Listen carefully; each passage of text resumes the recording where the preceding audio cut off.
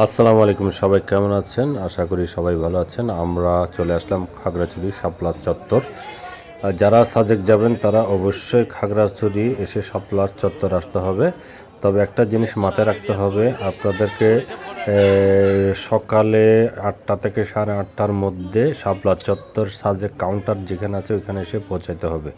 সেখান থেকে আপনার এই চাঁদের গাড়ি পাওয়া যায়। চাঁদের গাড়িতে করে আপনারা এই দিকে বাগাইহাট আর্মি ক্যাম্পে যেতে হবে। বাগাইহাট আর্মি ক্যাম্প থেকে সেখান থেকে আপনার সকাল 10:30টায় এবং বিকাল 2:30 সময় এসকর্ট ছেড়ে যায়। তাই দেরি না করে সকাল সকাল আপনারা যারা সকালে এসকর্ট ধরবেন তারা 8টা থেকে 8:30টার মধ্যে পৌঁছাতে হবে শাপলা চত্বর। সেখানে এসে আপনারা পেয়ে যাবেন সাজেকের কাউন্টার।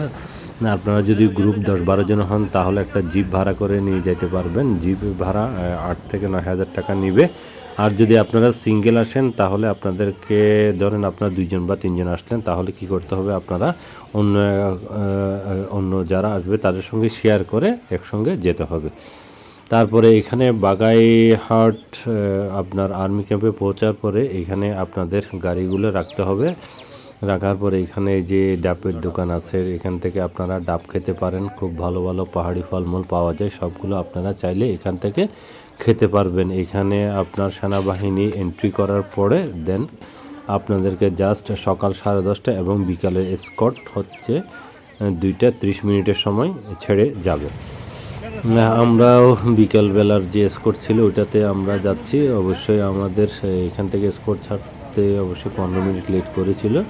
2:45টার সময় এখান থেকে বাগাইহাট আর্মি ক্যাম্পের ওইখান থেকে আমাদের গাড়ি ছেড়ে যায় এবং যাওয়ার পথে কিছু দূর যাওয়ার পরে যে চেকপোস্ট আছে একটা, যে আর্মিদের আপনার চেকপোস্ট এবং পুলিশ বাহিনীর যে চেকপোস্ট আছে সেখানটা একটু দাঁড়াবে। দাঁড়ানোর পরে দেখবেন অসংখ্য উপজাতি ছেলেমেয়েরা বিভিন্ন পাহাড়ি খাবার দাবার নিয়ে আপনাদের সামনে চলে আসবে, আপনারা উপভোগ করতে পারবেন।